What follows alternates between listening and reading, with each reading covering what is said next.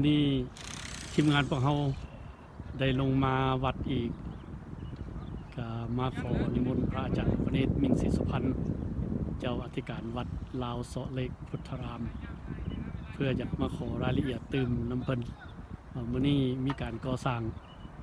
ต่อจังไดแน่จังซั่นก็ขอเชิญพี่น้องท่านผู้ชมไปพบกับพระอาจารย์หลวงพระเนตร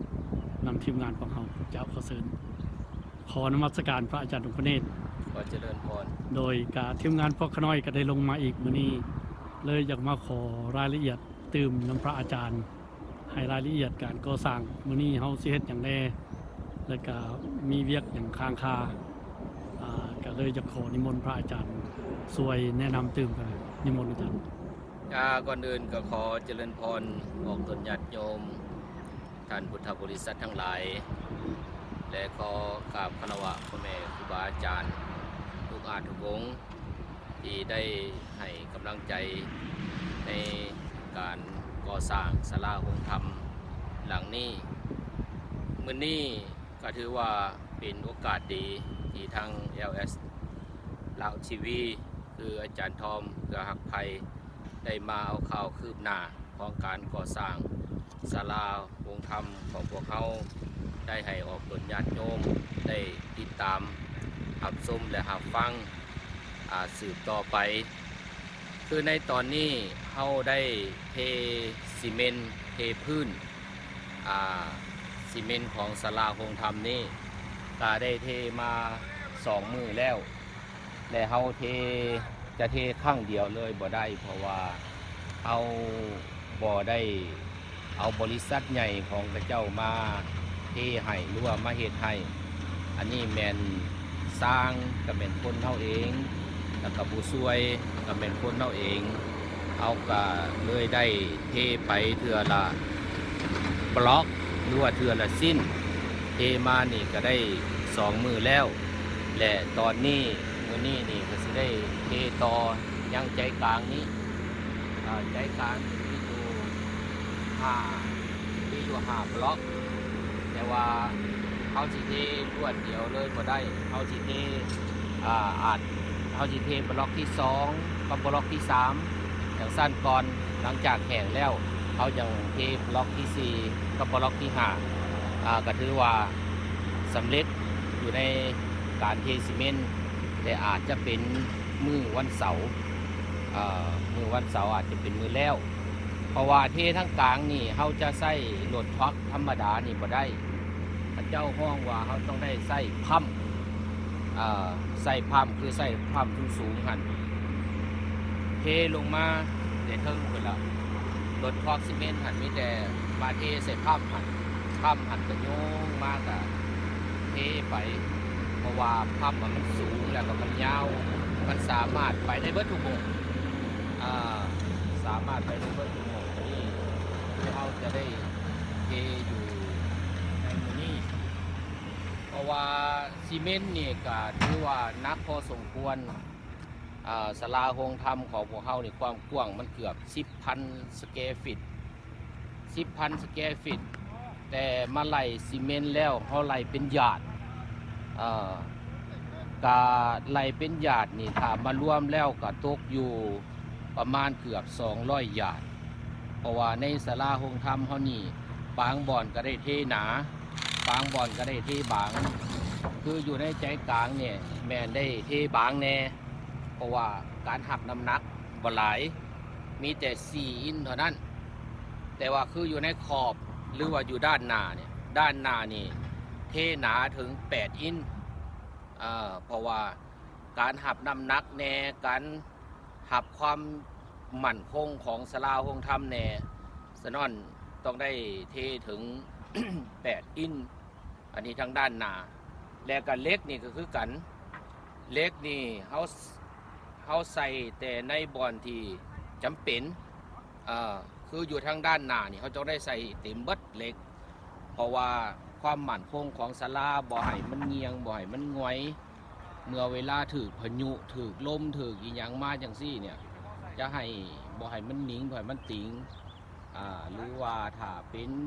แผ่นดินไหวบ่จังซี่เนี่ยสำใดสำหนึ่งก็บ่สามารถที่ จะทำลายศาลาโฮมธรรมของพวกเราได้และนอกนั่นพระเจ้านี่ได้ใส่เหล็กตัวนี้นี่แมนเป็นเหล็กดึงจากจากฟาวเดชั่นหรือว่าจากคานขึ้นมาใส่ศาลาเพราะว่าพระเจ้าต้องให้ใส่รัดเฮานี่มันเป็นรัดที่มีพายุแห้งมีลมแห้งดังนั้นขั้นบ่แห้งกะลีก็เรียกว่าศาลานี่บ่สามารถที่จะเป็นอย่างใดอันนี้ก็คือเขาต้องได้ใส่เหล็กเนี่ยปันนี้อยู่ในพื้นของศาลาเนี่ยเขาต้องใส่แกลโวหรือว่าใส่หินแต่หลังจากหินลงไปเนี่ยก็เจ้าให้ใส่แบบดินแต่ว่าดินที่จะถมเนี่ยบ่แมนว่าเขาอยากเอาดินใส่มาถมก็ได้บ่แมนมันต้องมี มีดินของกระเจ้าเองกระเจ้าห้องว่าเป็นดินที่จะใส่พื้นโดยเฉพาะเขาได้ซื้อเป็นตันหนึ่งก็ตกอยู่ในราว$9.50แต่สำหรับหลับดินหรือว่าเป็นโลดเบสกระเจ้าห้องแต่ตัวแกลโวเนี่ยหินนี่แพงแน่อันนี้ฮะแพงแน่ตันหนึ่งนี่มันตกอยู่$15ปลายและก็ต้องเป็นหินที่ใหม่ๆสดๆบ่ให้เอาหินเก่ามาใส่เพื่อเฮ็ดให้ศาลาโฮมธรรมของเขานี่มันแน่นต้องต่ำได้อันนี้เป็นอยู่ในกฎหมายของพระเจ้าเลยแต่การลงทอเป็นยังนี่เขาก็ได้ใช้เวลาแน่เนื่องจากว่าก็มีญาติโยมของเขานี่แหละมาพาเหตุพาทำและก็เมื่อวานนี้ก็มาเทอยู่ในขอบเขตบริเวณสิมนี้ก็เหตุยากแน่เพราะว่าเนื่องจากว่ามีขอบลูกนิมิตของแต่เฮาเนี่ยขอบลูกนิมิตที่8ลูกนี่อ้อมอยู่เนี่ยก็เมื่อเวลาเขากวดซีเมนต์มันยังมันก็ยากและนอกนั้นเขาก็สำหรับบีซิมนี่เขาก็ได้เกี่ยมไว้เลยเพราะว่าเมื่อเวลาเขาเกี่ยมไว้แล้วเขาจะทำพิธีมันยังต่างๆเขาบ่จำเป็นเขาจะมาตัดซีเมนต์แล้วก็มาขุดอีกอันนี้เขาเกี่ยมไว้แล้วบีซิมนี่หลังจากที่เขาเสร็จพิธีก่อนผูกปฐาสิมาหรือว่าขอดบีซิมแล้วเรียบร้อยแล้วเขาจังสิได้ผมบาทเดียวสำหรับบีซิมและก็ลูกนิมิตนั่นขอบของบีซิม ขอบเขตของซิมมันก็คือกันดังนั้นเขาเกี่ยมไว้เลยเกี่ยมไว้บ่ให้มันยุ่งยากจะมาตัดซีเมนต์การมาตัดซีเมนต์แล้วมันเหตุให้ซีเมนต์ของเฮานี่มีการเคลื่อนย้ายมันจะบอกคงทนฉะนั้นเฮาก็พากันเหตุไว้เลยอันนี้ก็คือตอนนี้นี่อยู่ในการเทซีเมนต์และหลังจากที่เฮาเทซีเมนต์นี่แล้วเรียบร้อยแล้วขั้นตอนต่อไปก็คือเอาเว้าเรื่องเสาเพราะว่าอยู่ในศาลาโฮมธรรมของพวกเขานี่มีเสาอยู่8เสาเป็นเสาเล็ก5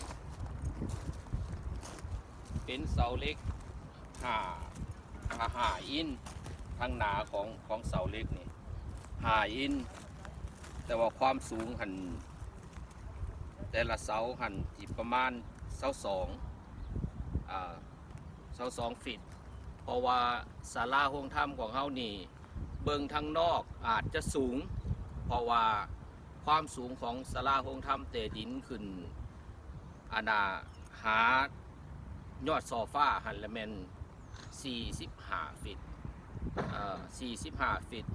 แต่ว่าอยู่ทางในเนี่ยเขาจะบอกให้สูงปานใดบอกให้ซีลิงหันสูงเพราะว่ามันเขาขึ้นใส่เรื่องฮีทเรื่องแอร์มันสิเปลืองหลาย ฉะนั้นเฮาบ่เอาอันน่ะหลังคาสูงแต่ว่าเสาสองนี่ก็ถือว่ามันก็สมควรมันมีเสาสองแหน่อยู่ใจกลางเนี่ยคือเฮาเข้ามาเนี่ยเฮาเข้ามาแต่ทางหน้าเนี่ยเข้ามาหาประธานของเฮาอยู่นี่และทางนี้นี่ประตูเข้ามาหันมันจะสูงเบิงสูงแต่ว่าออกไปอยู่ทั้งสองข้างเนี่ยก็คือต่ำลงมาเพดานนี่ต่ำลงมาถึง16 ฟิตและจากนั่นก็ห้องต่างๆที่เป็นเฮือนครัวบอเป็นออฟฟิศบอเป็นห้องน้ำบอเป็นห้องอาณาพักสัวข้าวของพ่อแม่ครูบาอาจารย์ที่มาห่วมอยู่ในงานจังซี่ก็ถือว่าสละอาณาหลังคาหันกระต่ำลงมาถึง12 ฟิต เดินทางเบื้องหลังจะในแผนพระอาจารย์เพิ่นสิได้เฮ็ดหยังก็ได้ คือเป็นขอบเขตของสีมาแต่ความจริงแล้วในประเพณีเมืองลาวของพวกเฮาบ้านเฮาหันเพิ่นจะสร้างระหว่างพระธาตุสีมากับศาลาโฮงธรรมหรือว่าหอแจกนี่คนละหลังแต่ว่าเฮาอยู่ในประเทศสหรัฐอเมริกานี่การก่อสร้างมันก็ยากและก็ได้ใช้จ่ายหลายเฮาก็เลยว่าสร้างศาลาโฮงธรรมขึ้นมาแล้วอันน่ะก็เลยได้ขอดบีสิมใส่อยู่ในศาลาโฮงธรรมนี่คือเป็นขอบเขตต่างหากขอบเขตของพระธาตุสีมาเนี่ยต่างหากถึงว่าอยู่ในศาลาโฮงธรรมก็ดี แต่ว่าเมื่อมีพิธีสังฆกรรมครูบาอาจารย์เพิ่นก็จะได้ทำพิธีสังฆกรรมในขอบเขตของลูกนิมิตที่พวกเขาหมายไว้อยู่ในอ้อม8ลูกอันนี้แต่สำหรับออกตนญาติโยมจะมาบวมอยู่ในพิธี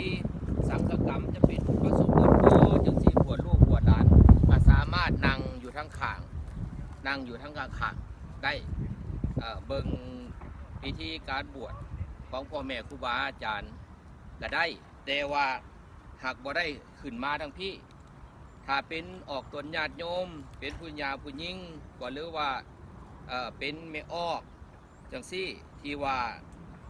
ในประเพณีลาวของพวกเขาเพิ่นจะบ่นิยมว่าให้แม่ออกนั่นขึ้นพระธาตุสีมาอันนี้เขาก็คือมีขอบเขตจำกัดแต่ในขอบเขตจำกัดของบีสิมนี่อันนี้เป็นสิมกาเฉพาะแต่พระภิกขุสงฆ์เท่านั้นที่จะมาทำพิธีสังฆกรรมและเป็นพระประธานเขาก็จะได้ตั้งพระประธานอยู่ทางใจกลางท่านสิมาว่าแล้วก็อยู่ทั้งเหนือฮะแหละอยู่ทั้งเหนือของศาลาโฮงธรรมของพวกเขาและนอกนั่นก็อาจจะมีพระพุทธรูปที่เป็นสาวกบโมคคัลลาสารีบุตรจังซี่แต่สำหรับในขอบเขตนี่เป็นขอบเขตของพระธาตุสีมาฉะนั้นการที่เขาจะทำพิธีผูกพระธาตุสีมากาญาติโยมสามารถจับจองเป็นเจ้าภาพลูกนิมิตนี่ได้เจ้าภาพลูกนิมิตที่เป็นเครื่องกลางบหรือว่าจะเป็นขอบ8ลูกนี่ก็ได้เหมือนกันแต่บางสิ่งบางอย่างหรือว่าบางคนอาจจะมีคำถามว่าอ้าวอาจารย์คือเห็นว่าบางวัดเพิ่นคือลูกนิมิตเพิ่นมีฮอด108ลูกจังซี่เพิ่นคือมีหลายแท้อันนั้นในวินัยของทางพระพุทธศาสนาของเขานี่เพิ่นก็บ่ได้กำหนดว่าต้องมีลูกนิมิตเท่านั้นลูกเท่านี้ลูกแต่ว่าเฮามากำหนดเอาขอบเขตคือลูกนิมิตนี่เป็นขอบเขตของพระธาตุสีมาจะมีเท่าไรลูกก็แล้วแต่ในลาวของพวกเขานิยมเอา9ลูกคือเอาอ้อมเนี่ย8ลูกก็คันสิว่าแล้วก็8ทิศ8ทิศแต่เปิ้นมาหมายเอาใจกลางของพระธาตุสีมาเนี่ยเป็นบีหรือว่าเป็นใจกลางและนอกนั่นที่เป็น108นั่นอัน นั้นเพิ่นเว้าถึงบริวารเพิ่นพ้องว่าบริวารลูกนิมิตคือของพวกเขานี่ก็สามารถเฮ็ดได้บริวารลูกนิมิตนี่เขาสิเอาอ้อมศาลาเลยก็บ่เป็นหยังสิเอา108 109 207หรือว่า227ให้ครบกับศีลของพระภิกขุจังซี่ก็ล้วนแล้วที่สิสมมุติขึ้นมาได้อันนั้นมันเป็นบริวารอาตมาก็ได้ปรึกษานำพ่อแม่ครูบาอาจารย์หลายองค์อยู่เปิ้นก็ให้แนวคิดให้ไอเดียต่างๆขึ้นมายกตัวอย่างเช่นว่าอาณาบริวารลูกนิมิตจังซี่เฮาสิเฮ็ด108แล้วก็ใส่อ้อมศาลาก็ได้เหมือนกันและให้ออกตนญาติโยมนี่ได้มาเป็นเจ้าภาพเจ้าศรัทธาเป็นอนาศรัทธาลูกนิมิตเพราะว่าบางครั้งเนี่ยลูกนิมิตเฮามีแต่8ลูก9ลูกออกตนญาติโยมก็ว่าโอ้ยขน้อยก็อยากจับจองเป็นของส่วนตัวลูกนึงจังซี่แล้วก็เลยได้เพิ่มกันขึ้นเพราะว่าในวินัยบ่มีขอบเขตจำกัดอันนี้ก็คือลูกนิมิตแต่เฮานี่ก็ออกตนญาติโยมผู้ใดอยากเป็นเจ้าภาพเจ้าศรัทธาลูกนิมิตก็ขอเชิญติดต่อเข้ามาทั้งวัดเราโซลีพุทธารามนี่ได้ถูกโอกาสถูกเวลาโดยบัดนี้อันน่ะเดินเป็นแปลนทั้งหลังฝนมันจงไว้จังไดครับเดินเป็นแปลนทั้งหลังหันละแมนอันนั้นแมนเป็นเดินจอดรถเป็นพาร์คิ่งที่ว่าได้เทเคิบกาเดอร์ไว้แล้วเพราะว่าสิเป็นลักไฟอยู่นั่นน่ะมันสิมีลักไฟคือแต่ในพาร์คิ่งนี่ก็เจ้าต้องมีไฟบ่ให้มันมืดและหลังจากที่เฮาสร้างศาลาของเฮาแล้วขึ้นมาแล้วก็ยังบ่สิ้นสุดถ้าเฮาบ่ได้เทอันน่ะหยางของอันน่ะพาร์คิ่งลาดหันเขาจะต้องได้เทและก็ใส่เสาไฟเลยยังบ่แล้วยังได้ปลูกต้นไม้อีกปลูกต้นไม้พระเจ้าห้องว่าเป็นแลนด์สเคปเนี่ยเขาจะปลูกต้นไม้ใส่จากต้นและใหญ่บันไดน้อยบันไดต้นไม้ที่เขาจะเอามาปลูกเนี่ยต้องว่าต่ำกว่า4 ฟิตที่เป็นต้นไม้ใหญ่เนี่ยต้องท่วมหัวคันสิว่าแล้วก็ได้ท่วมหัวขึ้นไปอันนี้ในกฎหมายของพระเจ้าบ่งบอกเลยว่าเขาต้องได้ปลูกต้นไม้2 ต้นแต่ละเคิบกาเดอร์หันละแมนส้นหันละแมนใส่ต้นไม้2 ต้นและใจกลางละแมนเป็นลักไฟและสำหรับทั้งขอบพุ่นหันละแมนเขากับเห็ดสวนเป็นสวนปลูกดอกไม้ปลูกต้นไม้ก็สิเฮ็ดทางแน่บอกกันเป็นทางแน่เลยแหละเนาะทางนี่แลนเข้ามาเลยเพราะว่าเขาเข้ามาแต่ทั้งศาลาโฮงธรรมของเขาเนี่ยทางนี่มันสิแยกไปทั้ง2 ข้างไปข้างซ้ายก็ได้ข้างขวาก็ได้จะสามารถแลนไปฮอดสุดพุ่นเลยแหละเพราะว่าในภาคคิงลาดนี่ก็สามารถจอดรถได้อยู่ประมาณถ้าอาตมาจำบ่ผิดก็172 คันรถแต่ถ้าหากเป็นงานธรรมดานี่ก็คือสิบ่มีปัญหาเนี่ยแต่งานปีใหม่สำหรับงานปีใหม่นี่ถึงว่าใหญ่บันไดมันก็บ่พออยู่แล้วเดินนี้เขาก็สิได้ใส่เฮ็ดตบเฮ็ดผามน้ำแน่เนาะเพราะว่าในโครงการต่อไปนั้นจะได้ปุ๊บ